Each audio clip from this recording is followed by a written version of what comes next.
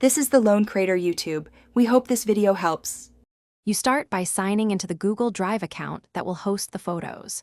Once logged in, navigate to the location where your images currently live and select them. Use Shift or Control to pick many at once.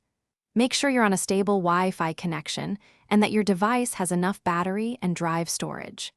This initial organization speeds the transfer and avoids duplicates, so take the extra minute to create a folder and name it descriptively before uploading. Now upload or move the files into your chosen Drive folder. You can drag and drop from your file manager or choose Upload Files or Upload Folder for batches. If moving from Google Photos, use the Photos integration or Google Takeout to export and then import into Drive. This preserves metadata. Watch the upload bar and file counts so you know when it finishes.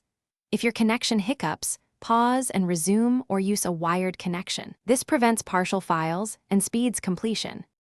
Finish by verifying that each photo opens and that metadata such as capture dates transferred correctly.